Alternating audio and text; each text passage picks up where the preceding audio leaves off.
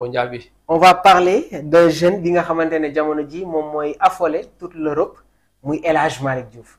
Donc El Hadj Malick Diouf jamono ji am na ay yenn club yi nga xamante ne voilà ñu yëgal nekk rentré nañu en contact mais dañuy jël sa réaction bi nga xamante ne defoon na ko en janvier 2025 li mu wax mooy je n'ai aucune raison de me précipiter. Gannaaw bañ ko poser des questions donc El Hadj Malick Diouf garde la tête froide sur ses jeunes épaules. Liverpool ou ailleurs, l'arrière latéral gauche du Slavia Prague se veut réfléchi dans le choix de sa future destination. Alors jamono ji am na ay yenn club yi nga xamante ne ñi ngi koy évoquer Brighton, Crystal Palace, même Chelsea, Liverpool, mais je pense qu'aujourd'hui la piste Liverpool est écartée.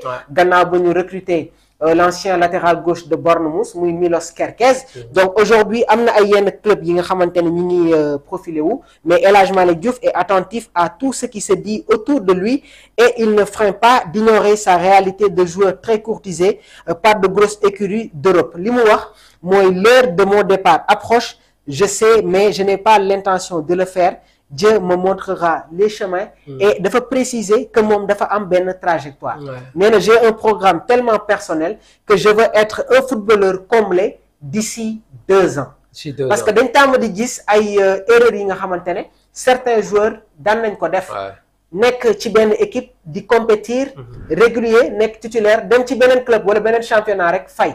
Donc suñu dégluwee kaddu yi nga xamante ne moom la yëkkati. Il est très clair. Donc, clairement, je dois juste être tout aussi passionné, honnête et patient. Lii day firndeel ne que c'est un jeune joueur, mais am na maturité. Alors, Brighton, Crystal Palace, Chelsea et d'autres clubs yi nga xamante ne ñi ngi jéem a nekk en négociation avec le joueur. Quelle est la bonne destination pour le latéral gauche de l'équipe nationale du Sénégal? Pour moi, les 2 premiers clubs cités, à savoir Crystal Palace et Brighton. Ouais, parce que pour moi, il y a un risque carrément des clubs qui mènent à Chelsea, souvent, ils font beaucoup de recrutement sur le niveau poste. Donc pour moi, comme El Hadj Malick, Brighton, souvent, le club qui Zeni dañ fay exceller dañuy exploser foofu sànq nga lim sànq muy Cucurella ko gars yi gisee fa ko Chelsea gisee teg fa xaalis bu bëri beaucoup de joueurs actuellement le Gambien Minté aussi l'attaquant donc pour man que Brighton c'est une équipe boo xamante ni foofu dina arranger baax a baax El Hadj Malick non seulement dina tax mu gën a progresser am temps de jeu buy tax mu mën a am ses matchs avec la sélection du Sénégal puisque bu demee Chelsea boo amatul temps de jeu doolu ñëw Sénégal mais man tamit Brighton. Bon, je pose quelques points d'interrogation parce que gis nañ ne que dans la deuxième partie de la saison dem nañu jëndi ki nga xamante ne moom mooy Kadioglu nekkoon latéral ci équipe bi ni Fenerbahçe. C'est un droitier mais moom préférence am arrière gauche la léegi nag ci équipe bi nga xamante ne moom mooy Brighton am na beneen arrière gauche muy Estupinan nekkoon ni tamit joueur bi nga xamante ne jàll na Villarreal laataa muy ñëw si équipe bi di Brighton il est gaucher léegi su fekkee El Hadj Malick Diouf ñëw na dina am benn concurrence directe ak Estupiñán parce que ki nga xamante ne moom mooy Kadioglu il est capable d'évoluer comme arrière droit sans pour autant oublier Veltman ak ki nga xamante tamit moom mooy l'international ghanéen Tariq Lamptey. Est-ce une bonne destination wala El Hadj Malick Diouf peut bel et bien s'imposer dans cette équipe de Brighton avant ñuy ñëw ci Crystal Palace? Lamptey sax pour man Lamptey moom c'est un arrière droit moom gis nañ ko mu jouer ci flanc droit Lamptey Veltman par moment aussi il y a le jeune milieu de terrain Inchelwood nekk milieu de terrain des fois moom mooy football comme arrière droit. oui moo tax bon même pour man yooyu yëpp ay yu koy gën a tam motiver la gën a liggéey moo xam ni yeggagul fenn. il est jeune il n'a que 20 ans. il est encore donc dese na lu bëri loo xam ne war na ko mën a def. même tam au-delà de Brighton aussi il y a place. Également place il y a aussi le championnat de France qui commence à vraiment avoir un Stade de Rennes gis nañu tamit Rennes waaw. Stade de Rennes c'est un bon club aussi avec notre compatriote Habib Beye.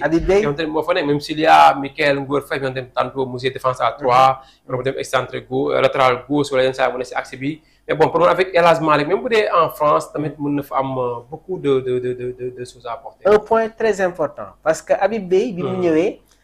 Lancé na benn ñaari yoon Michael Ngor Faye qui n'a pas été trop décisif qui n'a pas convaincu Truffert moom moo doon jouer comme piston gauche parce que Habib cette année-ci tamit dañuy gis équipe ren boo xamante ne dañuy jouer avec ce système hybride là.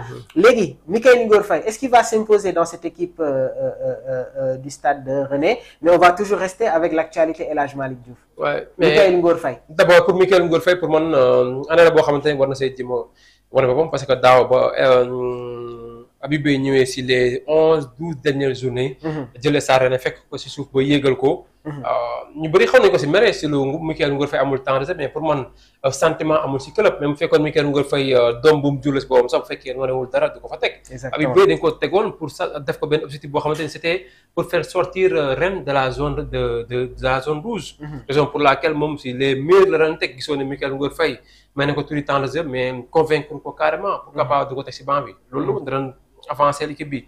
beneen bi mooy bu fekkee ni ren jii nii Mikayil Ngor Faye dégg nañ tam fan yi maa ngi lire Habib Beye ne moom en tout cas la mu bëgg mooy mu maintenir ko si équipe am si effectif bi donc parce que il compte sur lui xam na ni Mikayil Ngor Faye il est jeune aussi tout comme El Hadj Malick Diouf mën na apporter dara te Mikayil Ngor Faye ku gis jaar-jaaram depuis jàmbaar ba nu mu fi demee ba Croatie laataa muy ñëw dem Barça si la ko nit ñi gën a xamaat sax mais bon fekkoon avec la catégorie U17 avec les Pape Matar Sarr bi nga xam te ne ñoo nekkoon en sélection. pour man Mikayil Ngor Faye ba léegi am na leneen ak leneen tam loo xam ne war na ko gën a mën a wan de par son engagement mais tamit surtout de par son aspect technique également foo tam la ko nit tam di gën a xaar surtout aussi tamit ses relances. ses relances aussi moom il insiste de trop sur ses relances te parfois tam fekkee def nga benn ñaar ñetti baaxul rek. bu yàggee mën na la apporter benn déséquilibre boo xamante ni boobu moytul ko sax mën na la écarter carrément si son 11 de départ. El Hadj Malick aussi moom en tout cas Crystal Palace. y a Mitchell. Le défenseur gauche. Ben Chilwell Chelsea abaloon na ko Crystal Palace il ne s'est pas imposé. Est-ce que Crystal Palace tamit du une bonne option surtout qu'il y a Ismaïla Sarr. waaw Ismaïla Sarr de par son en tout cas. intégration dina ko faciliter tuuti parce que boo demee club boo xamante ni am nga fa benn compatriote bi fa nekk dina la gën a dalal. moi je vois beaucoup plus Crystal Palace. Crystal Palace quoi que Brighton. wala concurrencer Mitchell. oui loolu tamit c'est possible. c'est faisable aussi ah. mais pour man El Hadj Malick moom titre moo ko fenn seulement pourquoi ba ñu wax ak Chelsea mooy. jàpp naa ne Chelsea dafa nekk club yoo xamante ni c'est risqué quoi. parce que li ñuy recruter moom c'est ça li ñuy recruter day bëri y a des joueurs yoo xamante ni am nañ benn niveau standing boo xamante ni déjà. buñ nañu leen jëndee benn 60 millions d'euros. waaw ñu jëndal benn 30-35 millions d'euros léegi nga bëgg a ñëw jouer seen kaw. donc souvent coach yi duñ jël yenn risques yooyu noonu. souvent joueurs yu ñu gën a insister yu ñu gën a investir xaalis. ñoom la ñuy njëkk a jox chance bu fekkee doxuñu nag bañ commencé am ay critiques mën nañ leen rocc teg keneen ki. bu ñu tegee keneen ki nag bu doxee mën nañ ko fa bàyyi. mais loolu c'était la même chose avec Ben Chilwell. bi mu jógee Leicester City. moom moo ñëw titulaire. après nag bu ñu déplacé Cucurella. après Cucurella moom moo ñëwaat. Cucurella moom mujjee ñëw ba léegi mu doon benn titulaire si arrière gauche bu Chelsea. donc pour man il faudra en tout cas faire un bon choix quoi pour El Hadj Malick. l'équipe nationale du Sénégal dinañu jouer ak Soudan ak équipe bi nga xamante ne moom mooy voilà RDC Congo. Sadio Mané bokkul woon ci ñaari jongante yi nga xamante ne suñu gaynde yi indi nañ ko. son retour une équation pour Pape Thiaw est-ce que Pape Thiaw day def un choix entre Ismaïla ak Iliman Ndiaye. ñu am benn numéro 9 est-ce que Sadio Mané va avoir un nouveau rôle wala daf koy delluwaat comme excentré gauche lan ngay xaarani exactement sur le schéma et l'équation que doit résoudre Pape Bouna Thiaw. en tout cas une équation à résoudre pour lui parce que booy xool sur les 2 derniers matchs. am na si un bilan positif. un match nul et une victoire surtout. bien méritée contre l'Angleterre. avec la manière également donc mu nekk loo xamante ni dafa gën a booster waat la confiance du sélectionneur Pape Thiaw bi nga xamante ni à un moment donné tu sentais que ni peut-être am na tuuti lu manqué parce que bëgg na aussi public sénégalais bi nekk si ginnaawam quoi. Pape Thiaw bëgg na loolu. parce que loolu da koy gën a yokk doole da koy tamit gën a yokk confiance te léegi mi ngi koy commencé am. tamit les critiques yi ñu doon dégg si Pape Thiaw à un moment donné léegi wàññeeku na. léegi pratiquement sur. donc ñaari match yi contre Irlande ak Angleterre surtout dafa gën a yéegal kotam. non dafa gën a yéegal kotam. franchement da koo gën a yéegal tamit surtout contre Angleterre bi.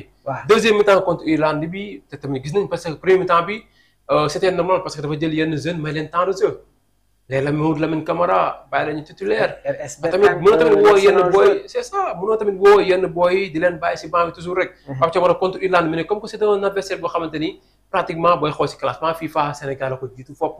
donc pourquoi pas yenn booy mu jëm leen may sens. parce que ku mënul am confirmation si contre Irlande amatoo place Sénégal. donc raison pour laquelle mu teg leen premier mi-temps bañ gis leen tegee premier mi-temps gis nañ Irlande non seulement daf ñoo mëne mais tam daf ñoo dominer woon si premier mi-temps bi. mais deuxième mi-temps il a rectifié le tir apporté les Lamine Camara yeneen gars yi cadres yi ñëw dafa ay changement mais dafay changement dañoo ñëw récupérer la deuxième partie. ba nu ñuy marqué di égaliser match boo xamante ne waroon nañ ko mën a gagné parce que amoon nañ fa balle de poteau. donc pour dire que ne également deuxième match tamit mu ñëw contre Angleterre dès le départ mu sëpp Angleterre. possession bi. oui ba nu mu ba ñu encaissé contre Angleterre. bataille milieu bi tamit oui 7e minute 8e minute bi. ñoo nekkoon suñu temps fort. waaw parce que Angleterre war nga ñëw. perte de balle. parce que am na ay zones yoo xamante ne. Lamine Camara la il faut jouer